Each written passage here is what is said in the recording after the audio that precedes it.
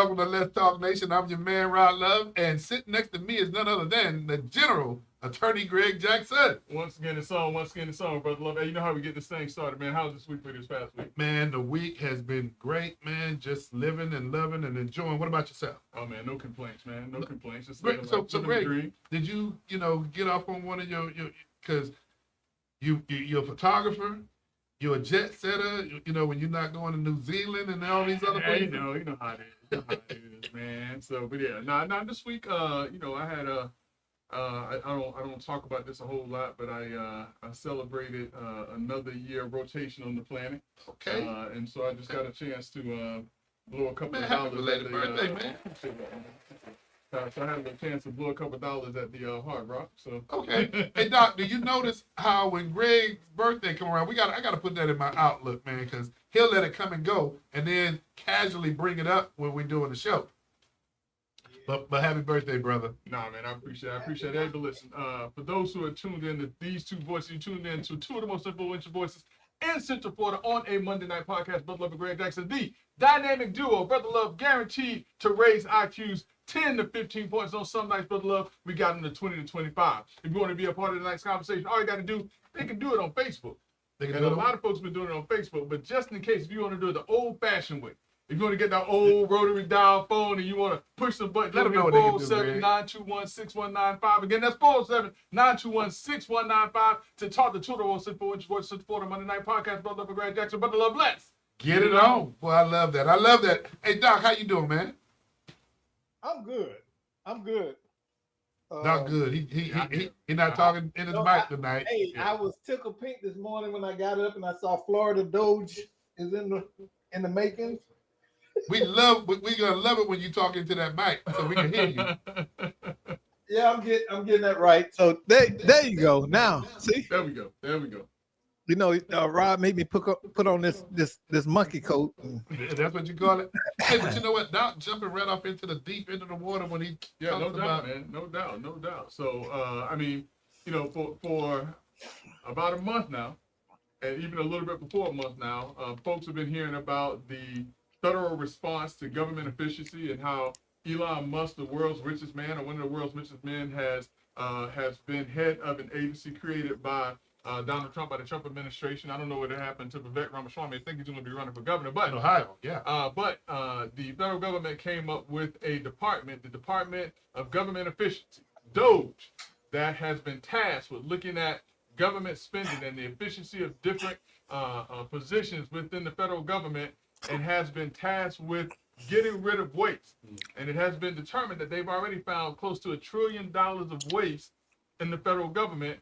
And it seems as if the governor of the state of Florida has taken his own view of things and has decided to do what, Brother Love? Oh, decided to create DOGE in the state of Florida and really continue along the same path. One of the things, Brother Jackson, I anticipated, Doc, y'all tell me what you think, but I could see this taking place across the country. I know, Doc, you were mentioning, or Greg, I know it was Doc, you were mentioning about local governments. Do you think this may very well catch on at the local government level? Well, I was excited. To me, it's chickens coming home to roost. And so I was excited because I understand the level of waste that's going on in many aspects. And now we're back to accountability. Hey, Doc. So I'm gonna, take this as if it's a relay, and I'm gonna hand the baton to the general, because I know the general realizes this is not the first president to create a waste, fraud, and abuse task force, but this is, I guess, the first president who actually sliced, or is, I guess, attempting to slice waste, fraud, and abuse. Because you know what other two presidents that come to mind that actually had a task force on this? I don't know, General, if there was any reductions that took place, but President Clinton. People forget that President Clinton, when it came to welfare reform, part of welfare reform was after 2 years they wanted people off of the welfare rolls, in addition to some other things. Matter of fact, Clinton administration was also an administration that looked at the impact of illegal immigration here in this country. I saw what happened. But I quickly saw when things were reversed because those individuals who were supposed to be off of welfare in 2 years did not end up coming off of those roles for a permanent period of time. And you're right. But then also, here's another distinction between the two. Back then, you had to submit that you were looking for work in order to continue your subsidies. What we're hearing, I mean, I haven't seen anything reduced to writing yet, but what we're hearing about this administration is you have to get a job to stay on subsidy, and albeit that job may very well be a job that you're not making a living wage, but you're being required to have a job. Well, to contribute in some form of Exactly. fashion to your own well-being. Yeah, Exactly. yeah. But I mean, let's go back to the big issue at hand, which is Doge and finding inefficient spending in the government. And Doc, with the federal government, it seems as if one of the agencies that is being hit or looked at even closer than what they were hoping for is the IRS. Oh yeah, definitely. But it's going to be interesting to watch this play out because, there are some major unintended consequences that's going to come out of this. And I don't think that that's been vetted enough. There are industries that are big in America that are based on providing services. We don't make anything anymore. All we do is service stuff. So where are those people going to go? Where are all those thousands of government workers? Where are they going to go in the market? Okay, Doc, on that question, Greg, I want to ask you the question because what's the status of, I guess, this being in court regarding the resignation requested? So what's the status? I mean, a couple of weeks ago, the federal courts have come down that the Trump administration was well within its authority to do the deferred resignations. But here's the thing, too, though, Doc, and this is what I found interesting is when is it that the American people cared about IRS workers? That's what I'm trying to figure out. And, I mean, think about it. I mean, I just heard today that which one is it? It's one of the major corporations that's getting ready to terminate 1,000 people. I want to say it's Starbucks, or maybe somebody else, but I want to say it's Starbucks. I mean, I don't hear anybody up in arms and go into private industry when they terminate people saying where these people are going to go. And so for me, we've always, I don't know why this is now triggering people, but we've always said that there's too much government much government inefficiency, that you have too many people sitting around doing nothing. So on that note, though, and Greg, I'm glad you pointed out the Starbucks issue because as we've seen markets decline, as we've seen economies, unfortunately, in our lifetime crash, as we've seen the marketplace contract, you see businesses contracting, you see businesses going out of business. But one of the things I've never seen. Yeah, and that's like and that was the contraction of government. Yeah, and you're talking about businesses going out. Look at the restaurant segment. Yesterday, Tijuana Flats filed for bankruptcy. Yeah, and so we're looking at a person or people who are saying, wait a minute, the government is way too big. We got somebody checking on somebody checking on somebody checking. We don't need all of those folks. Hey, a staple corporation that was announced today, and I mean, it's not, I hadn't frequent there because it's not my marketplace, but I just saw Joanne Fabrics is closing its doors. Yeah. If there's no longer a need for your service, the industry is going to correct itself. Yeah. Yeah. And that's what's happening. And listen, that's what's happening with government right now. But here's the thing also, and I don't understand, why people are so at arms or in arms about this. But apparently, over the weekend, or maybe on last Friday, Elon Musk sent an email to government workers in certain departments and said, "Tell us what you did last week." Yeah. Yeah. I was going to bring that up. Listen, I mean, I work in the private industry. If my employer reached out to me, or someone who has been contracted by my employer to determine efficiency reached out to me and said, "Hey, Mr. Jackson, we need to find out what you did last week," I'm going to be happy to tell them because I was productive last week. The only time and the only people who are going to be upset about, "Hey, tell me what you did last week," That's not are the people who are not being productive. You're right. Yeah. But Greg, you And- just said something, but man, that resonates. Your employer asks you to tell them what services or products have you fulfilled yesterday, last week, whenever. Listen, Is that unreasonable? it is. Listen, every single month, all right, and I'm not giving away no trade secrets, but let me say it like this: every single month, we have a meeting at the beginning of the month. It's called a mandatory meeting.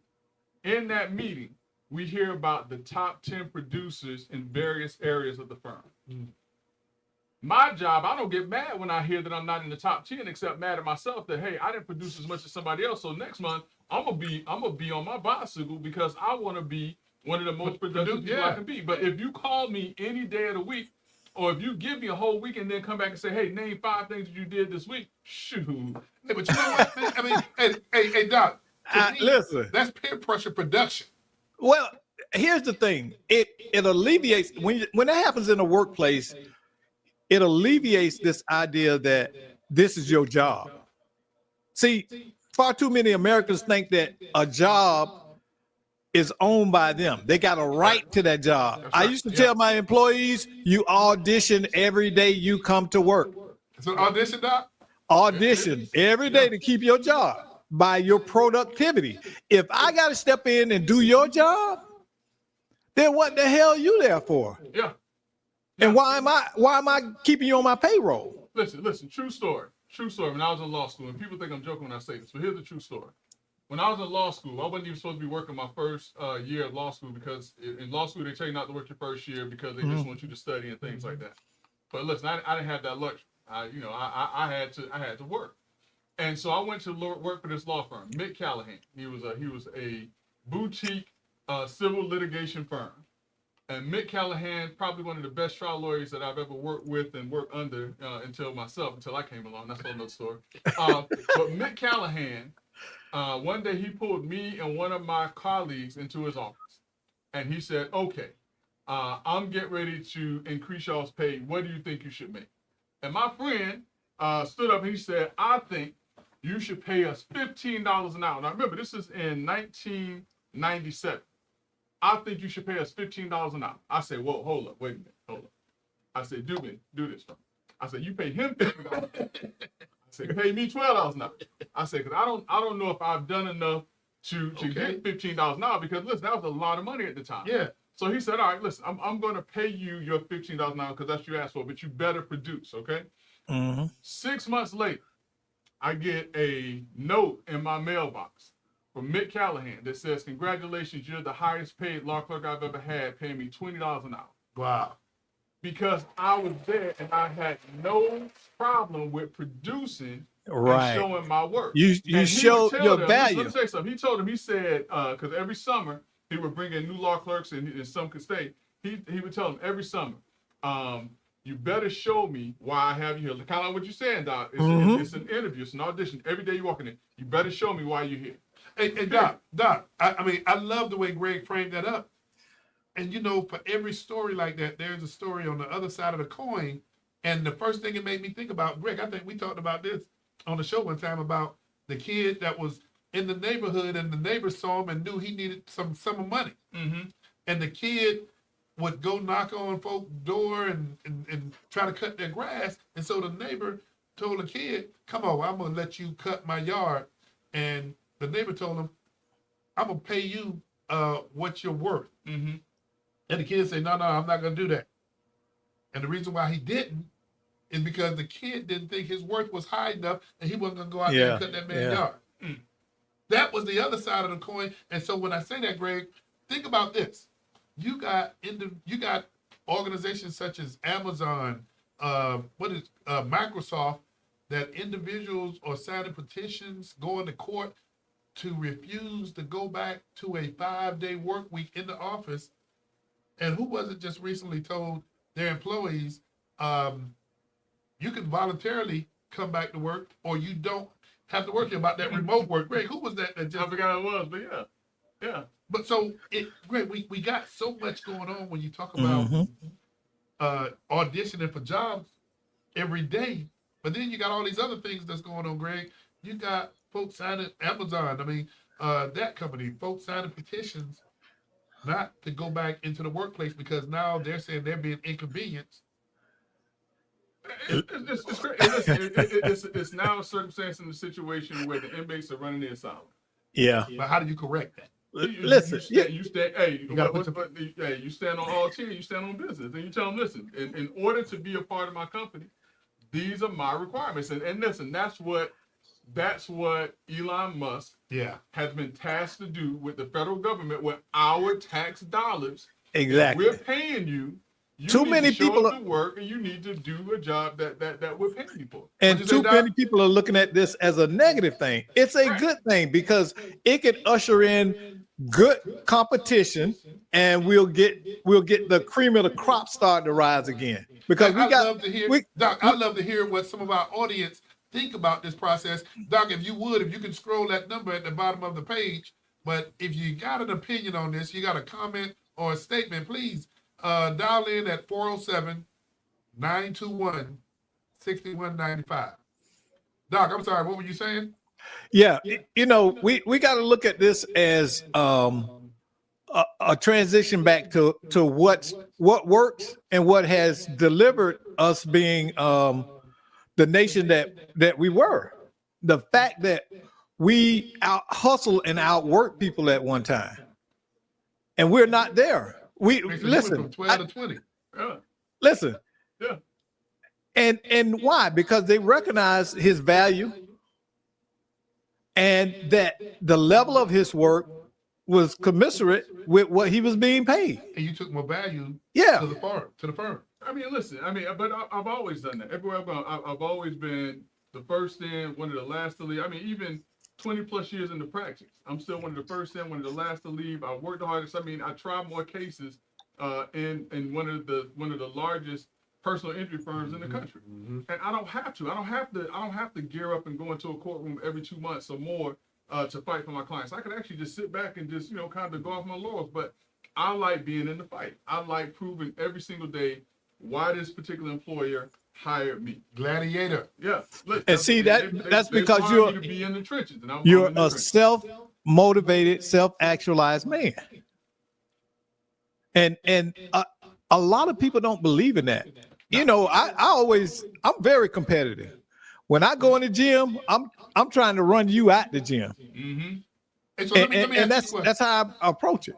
Let me ask this question. Okay, so we know about what's taking place with the IRS. Greg, do you think any new initiatives such as the Fair Tax Initiative, do you think some other things may come out of this? So listen, I mean, and Doc, to your point, what may happen is certain agencies, in particular, I think the Department of Education may be on the chopping block.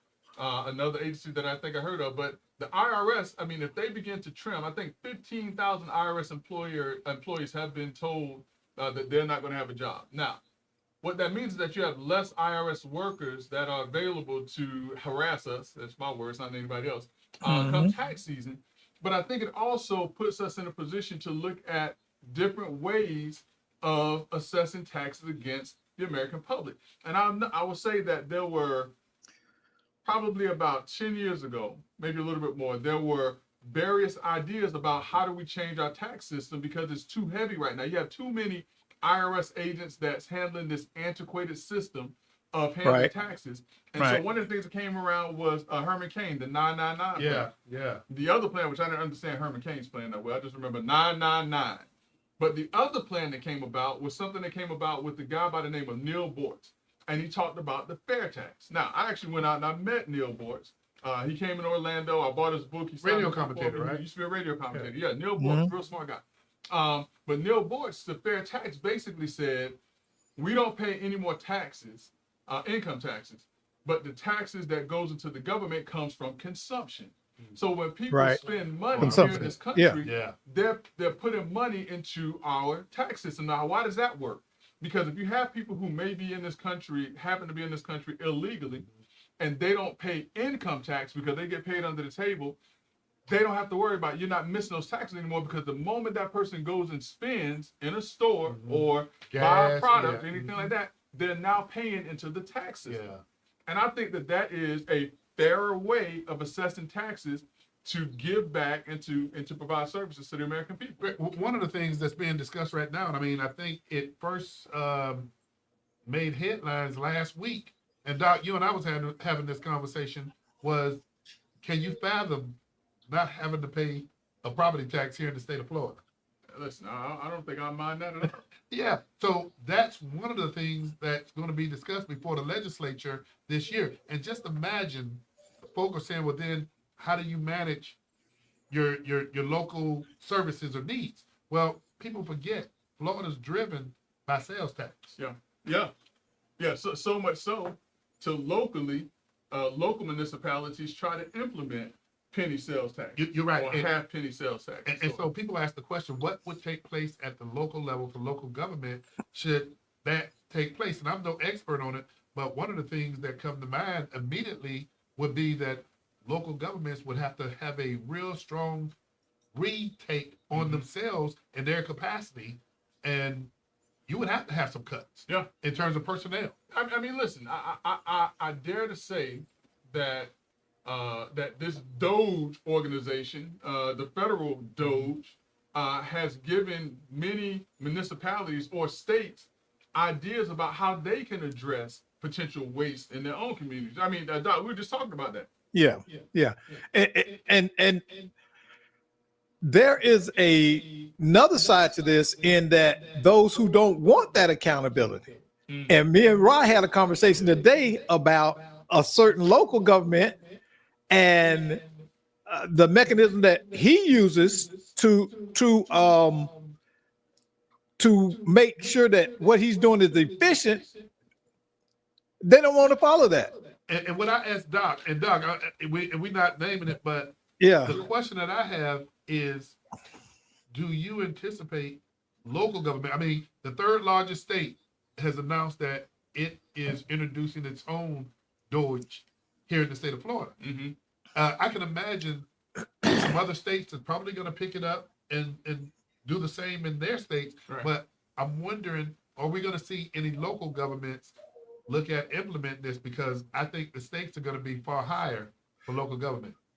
Oh yeah, and this happened as well. As Ms. Jackson is saying, they can no longer see patients from their home. They can't do telehealth.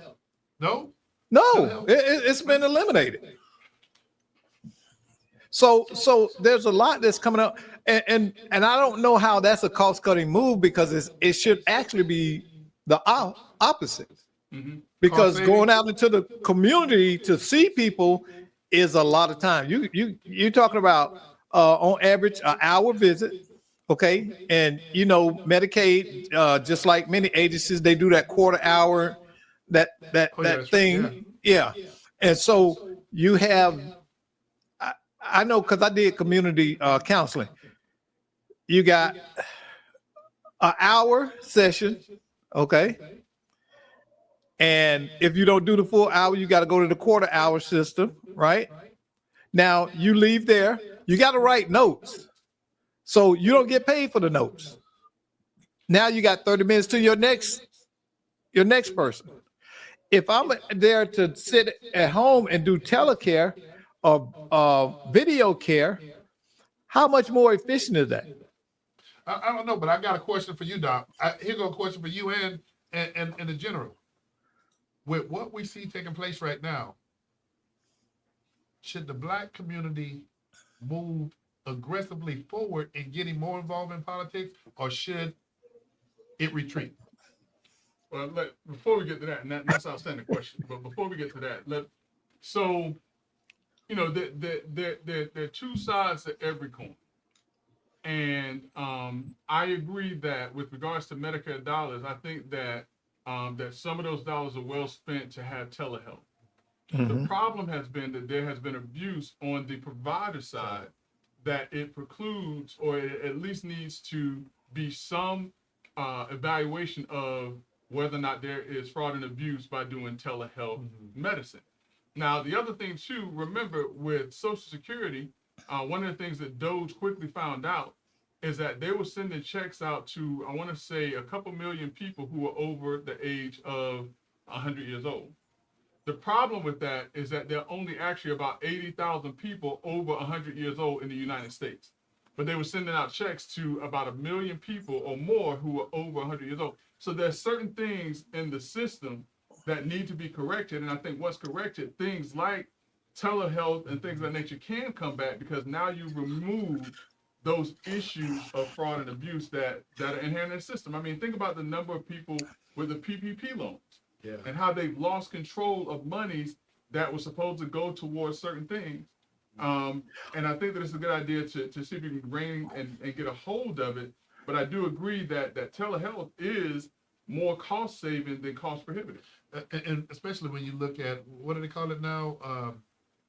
The health maintenance aspect, where you don't have to have a person come in to the office to go through the health wellness piece, when it's much more cost effective.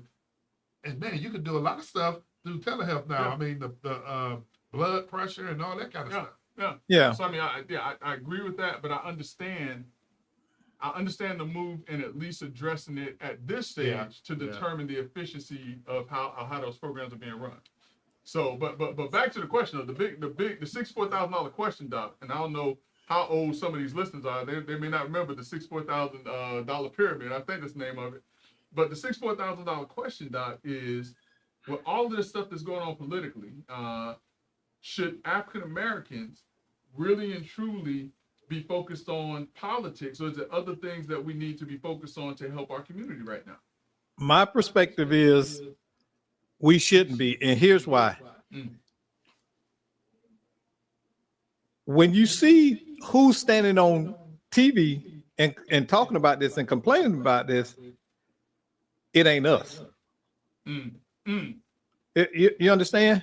Many of these people that are at the federal level that are losing their job, it ain't us. Because usually we are last hired, first fired. Okay, so a lot of this is about,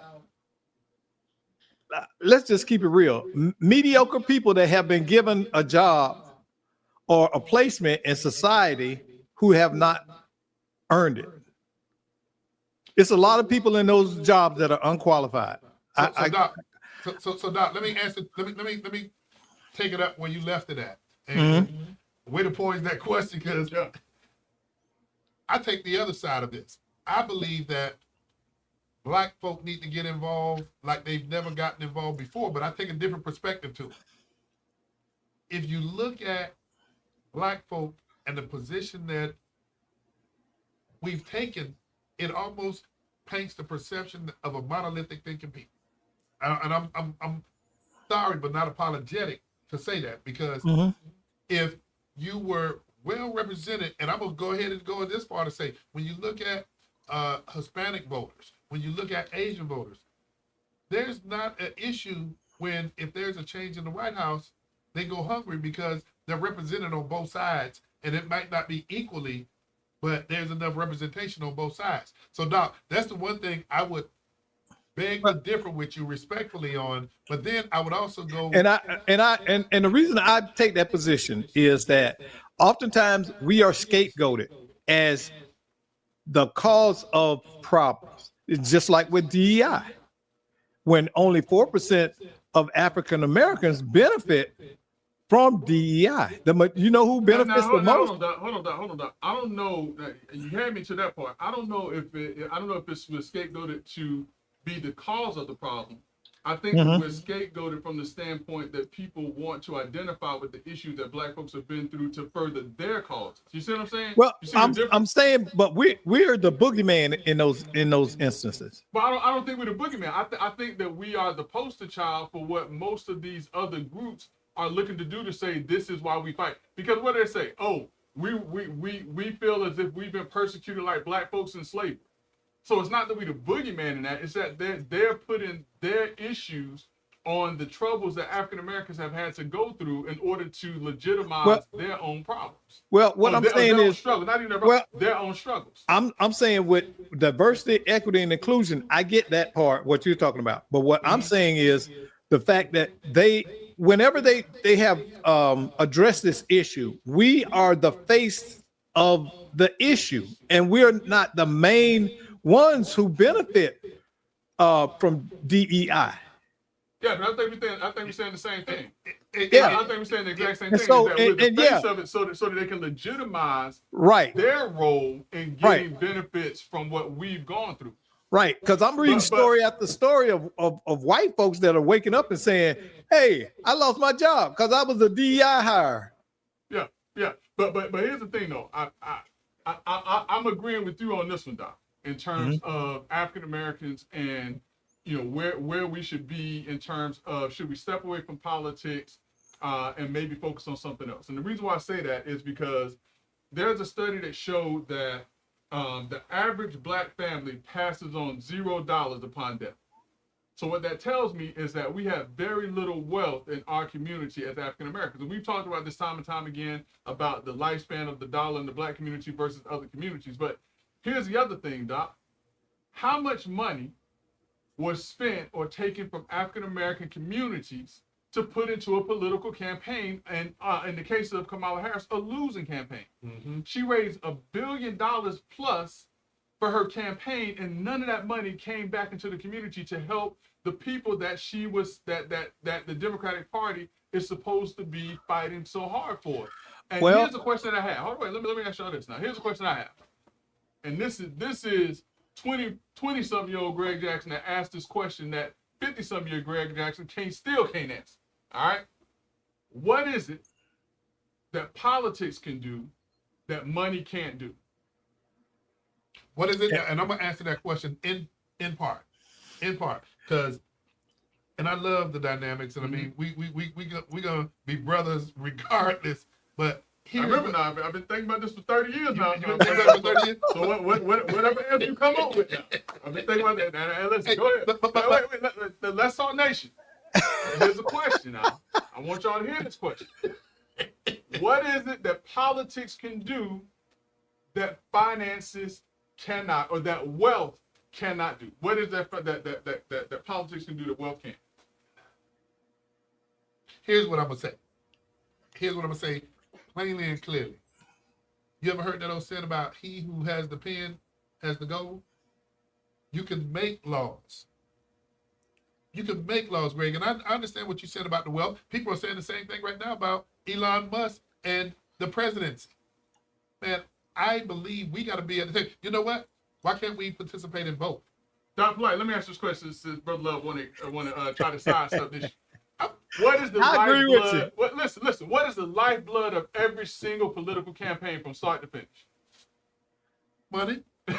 Money. So the people that have the pen that's signing the paper, The people. Okay. Hey, Doc, Because Doc, you know money, I don't get into this with Brother Jackson, but here's what I will say, Doc. You know I don't. Here's the hook. What about the absence of us being at the table with some money participating in this process? If we got the money, okay, we at the table. Wait a minute. And I tell you what, if we got the money, we create. We're at the table. And that's why. Listen, the reason why Jewish America is so powerful right now is not because they fought so hard to be at the table. Because they got the money. Because they got the money. The reason why Asian Americans are so powerful in their communities is not because you see them out marching and we want this for our community. Because they go in, they build wealth in their own communities, and they have the money. Well, Greg, no. We'll buy what we want. Listen, Hey, who did that? Doc, did you do that? No, that was Mondo. Hey, Mondo, Listen, all right. listen. No. I agree with you because money buys you influence. Hey, but see what Greg want to acknowledge when Greg talks about the Jewish community and having the money, I don't disagree with that. But what are they doing with that money? They're contributing to campaigns. They're helping. That's what I'm saying. But I don't think we need to take what does wealth do? Wealth puts them in positions to have that influence. It gives you access. We're thinking about this the wrong way. We're thinking that we have to be at the listen. All right, so get this. And I apologize, Doc, but I'm saying 20-year-old Greg Jackson started this question and it stays with me. So think about this.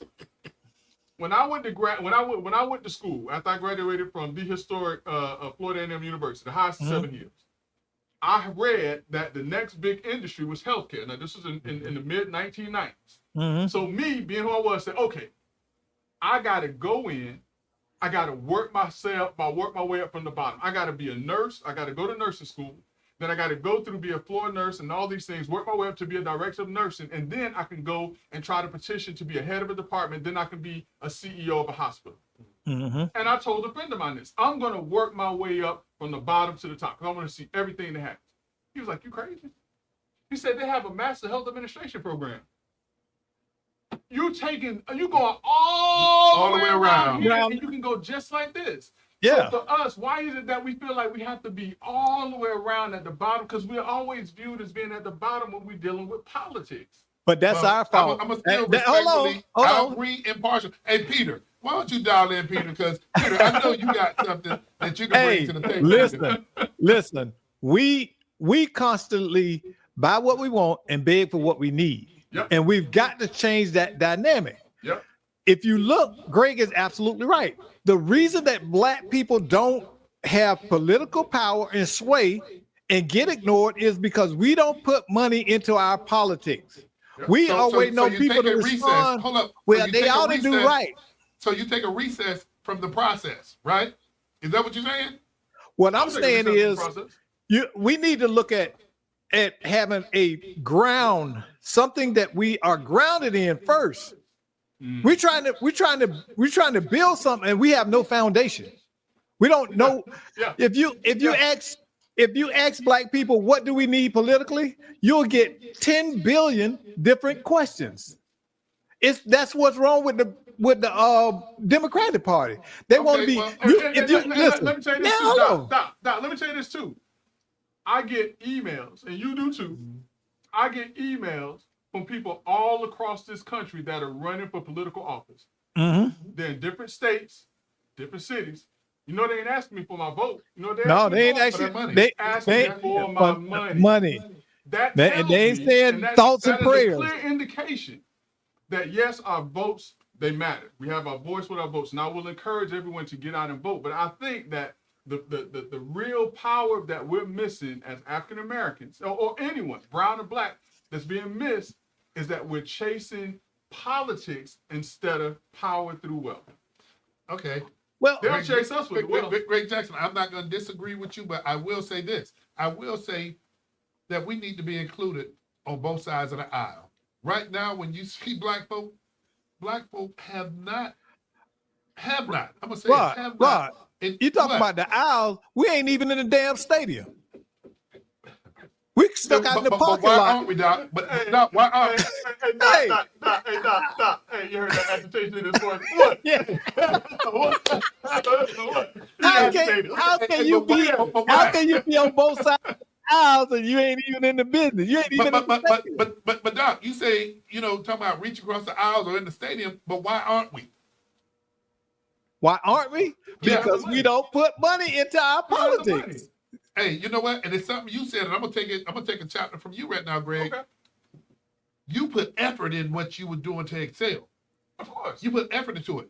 We got to put effort into, and you and I, we've been here 8 years now, brother, Yeah. and we've been telling folk to get engaged in this doggone process. But that effort was Now, another analogy. Another analogy. He crisscrossed me. Hold on. He crossed Another me up. analogy. When politicians go to black churches, what do they ask for? They ask for support and their vote. They're not asking for your money. Right. Why? What? You ain't got that. You ain't got that. Hey, I'm not gonna disagree with you on that They one. ain't gonna get no money from you. Right. And So- guess what? And the reason why, hey Doc, and check this out. The reason why when they leave the black church and have your commitment for your vote, you don't hear from them no more because you don't have the money to hold them accountable to make them come back.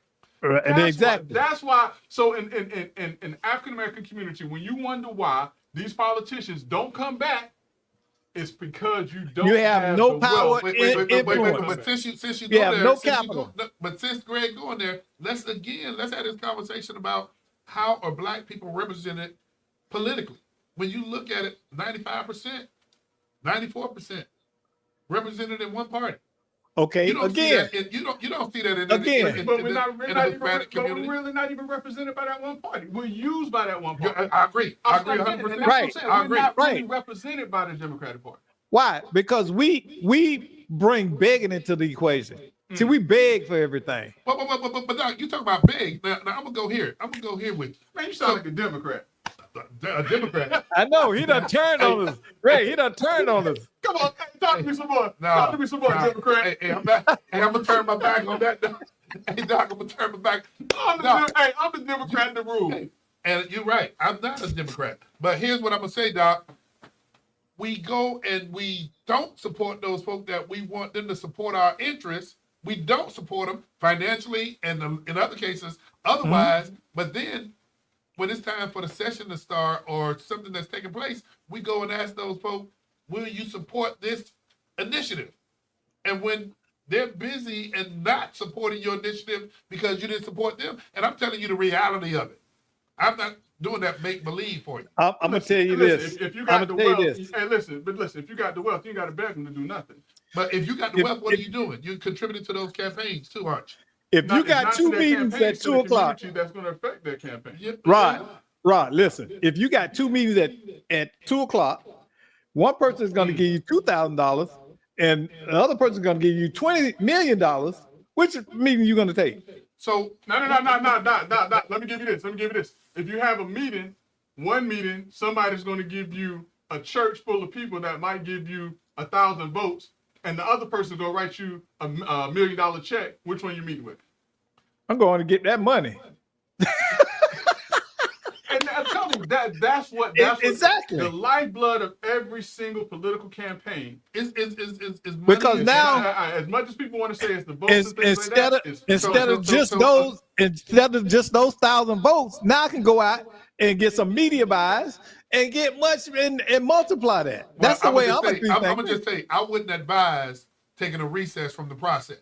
You I'm already taking a break. you already see what is done. You know, to you. hey, at Greg, this we show. need to sneak him into one of the Orange County Democratic meetings No, so you he don't can need to see sneak me in. so he can see the Hey, you got, shenanigans.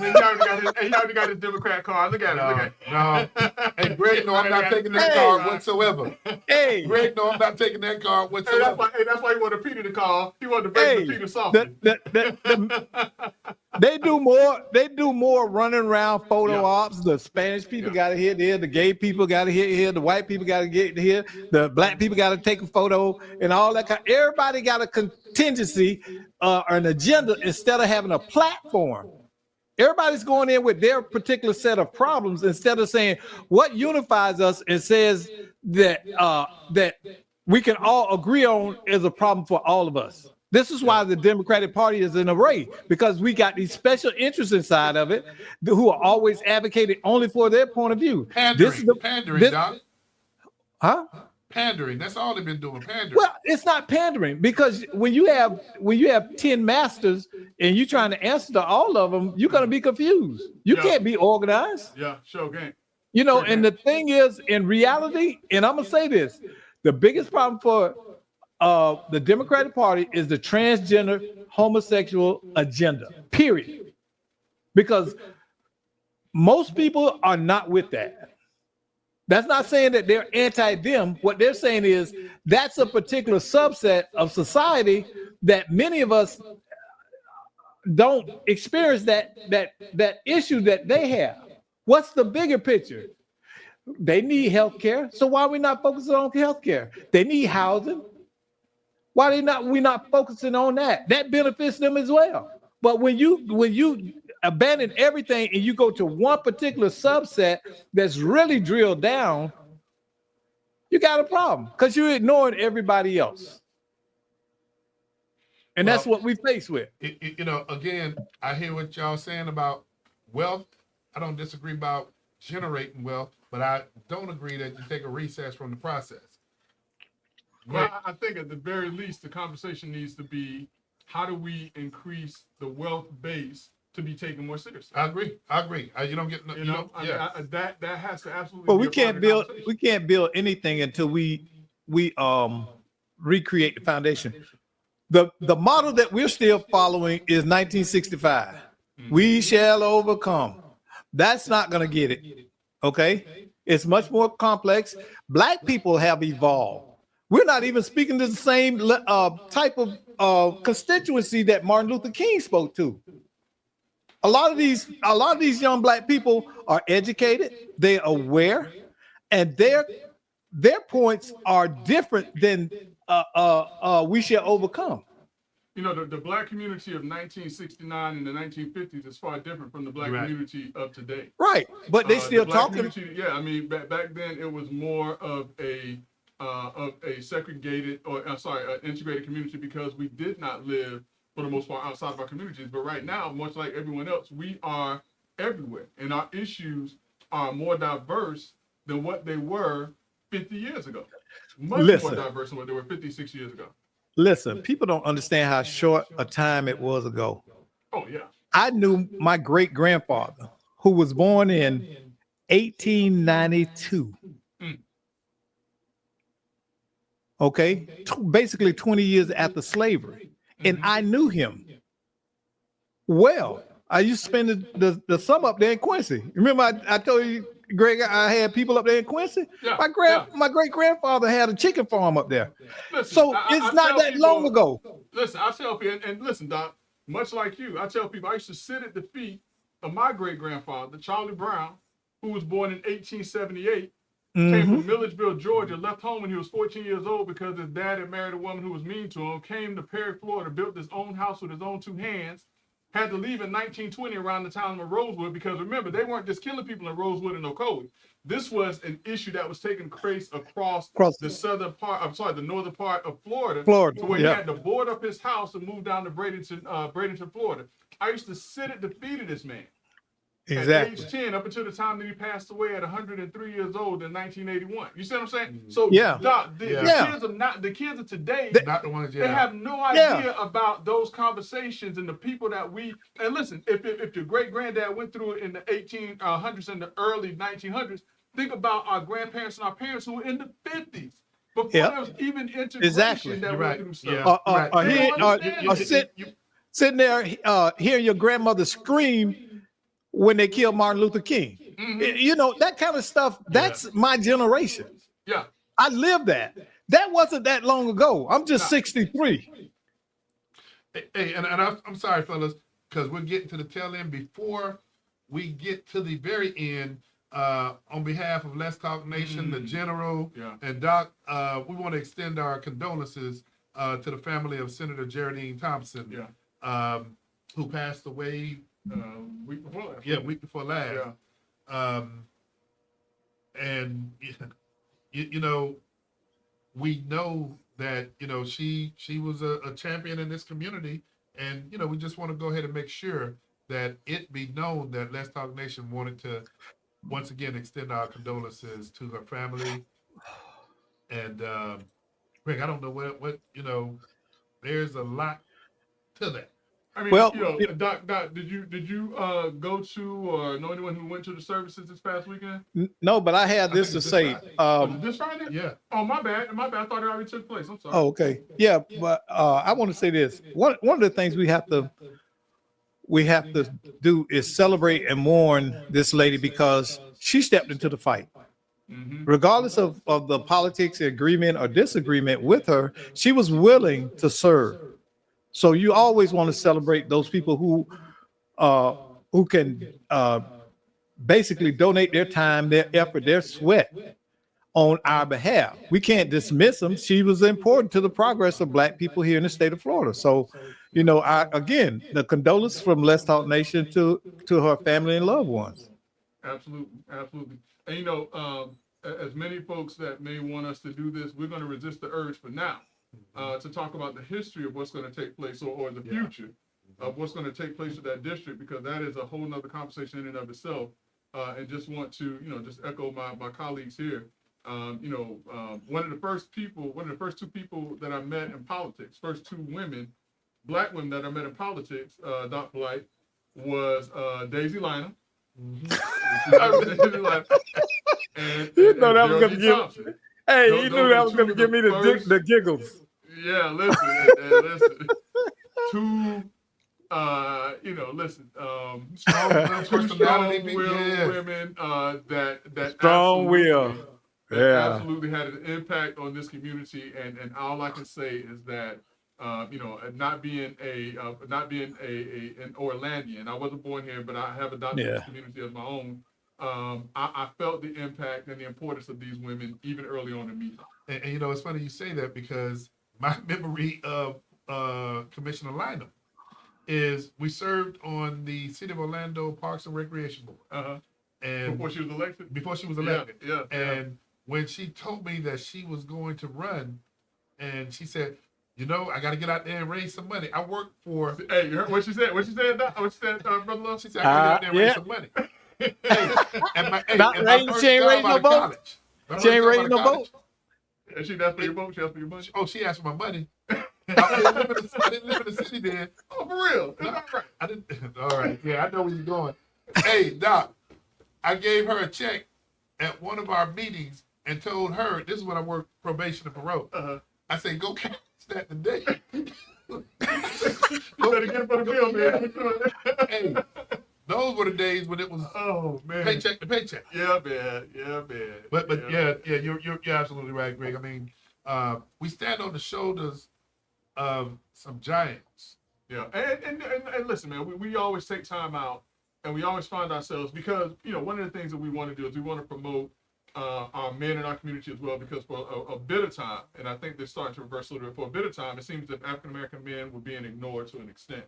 But we absolutely need to take time to talk about the giant who are females, whose shoulders that we stand on, and we can't, Mabel Butler. We can't forget Daisy Lynham. We can't forget Geraldine Thompson. You can't forget Commissioner Siblin, although she is fairly new to the game. Victoria Siblin, she is one of those individuals who stepped into this community and has been very impactful in this community. And that tag team, you got Commissioner Siblin and you got Senator Siblin. Yeah, I mean, and there's so many. I know I'm leaving some out, but there were and there Tiffany are, Moore Russell. Thank you very much, Tiffany Moore Russell, absolutely. And that could have gone anywhere and been impactful in any other community. And I know that Tiffany Moore Russell, now, y'all don't know if y'all noticed or not, but we went to law school together. Okay. And I remember, she was like, "Oh, I'm from Orlando." I was like, "Oh, Disney World." She was like, "No, it's more than." She was like, "No, it's more than." So, and she was right. I mean, she came back and she's been serving as a commissioner, now as the clerk of courts. Yeah. And she is good. She has transformed that office. So let me ask both of y'all, because we're on the tail end of Black History Month. It's going already. Man, it's got the shortest. It seems like this is the shortest month. Yeah, listen to this guy. So, who is your Black History unsung hero? You know what, man? I mean, and I know this is gonna sound crazy. I can talk about my dad and all sorts of stuff and the impact he had on my life, but the person, Dr. Light, Brother Love, Brother Armando, that I always revere, that I have so much respect for, is Muhammad Ali. Man, you took man. I knew you was gonna do that. I knew you was gonna do that. That, I mean, right or wrong, whether or not you agree or disagree with Muhammad Ali during one of the most transformational times in the history of our country with the Vietnam War, he stood on what he believed in. He stood on the treatment that he felt that African Americans were being given in their own communities at a time when we were being asked to go and fight in other countries and we weren't being treated fairly. He stood on that so much so until he lost literally everything he had. And see, because of how you framed it up, Muhammad Ali is my unsung hero, not because of the celebrity that he was, but for the fact you just identified. Yeah, for what he gave up. Yes. And he used his celebrity in order to bring a lot of things to light, but still was willing to give it all up for what he believed in. And I was looking at, Muhammad Ali stands above all, but then when I look at Jim Brown, Lou Alcindor, Paul Robeson, I mean, it's so not like these athletes nowadays, the stuff that they're doing. Well, let me say this: as little of a fan of Colin Kaepernick that I am, because of the protests, I feel that he did absolutely have a right to voice his opinion and his voice. He is the only one closest to someone that has and was willing to give up everything for what he believed in. As much as I did not agree with what he did, I have mad respect for him because he was willing to give up everything for what he believed in. Doc, who is your unsung hero? Oh, wow. You never heard of him. But there's this gentleman that used to teach at Bethune-Cookman University, and his name is Dr. Sylvester Pope. And this man was so instrumental in changing the direction of my journey. He's the reason I went back to college and earned a doctorate and a master's and all of this stuff, because he showed me the framework of being a dad. I watched him father his kids, and he gave me such insight and good reasoning. I was able to do that with my kids, and that man, just that relationship changed my life. And I have him to always thank for where I am now. He was instrumental in change, because in my early 30s, I saw diverging roads. And without his influence on getting me on that path, I would have went the other way. And so I have to always hold him up as my unsung hero. Just real quickly, we're talking about naming unsung heroes, and we've gone through that process. Greg, go ahead, if you can, quickly define the difference, because we always go back and revert to Charles Barkley, and the difference was when they wanted to launch him out there to be the role model. Said, I'm not a role model. And said, I'm not a role model. And, your kids shouldn't look up to me. Basically what he was saying. I mean, and, for the most part, I mean, within everyone's homes, and unfortunately this isn't true, the role model that should be in each child's home is Right. their mom and or their dad. you're right. Or that male or that mom figure, because some don't necessarily have, they may have the grandmother, the grandfather, the auntie, or the uncle. But we should have, or young people should have, people in their homes that they can look up to, and that's what Charles Barkley. Do you realize how much criticism he took when he pushed back? Oh, yeah. Oh yeah. Oh yeah. Hey, but listen, before we get too far out, man, and I know we only have like a minute and some change left. Just want to remind, as the session begins, Florida is only one of a few states that does not have mandatory bodily injury coverage. Last year, the legislature passed it. Unfortunately, the governor vetoed it. It's going to be back on the ballot again. What that means is that every individual within the state of Florida, similar to PIP insurance, should have or will have to have mandatory bodily injury insurance. So if they injure someone or hurt someone in an accident, they will at least have the resources to contribute to their medical care and treatment.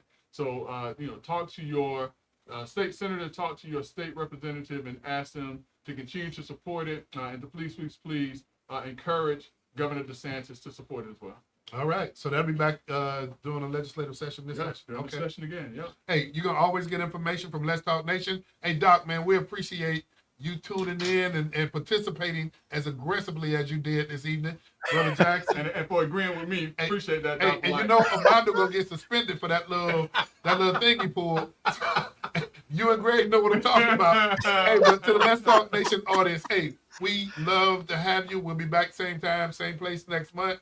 And General, Yes, you sir. don't have to go home. But you got to get out of here. We'll see you next week on Let's Talk Nation.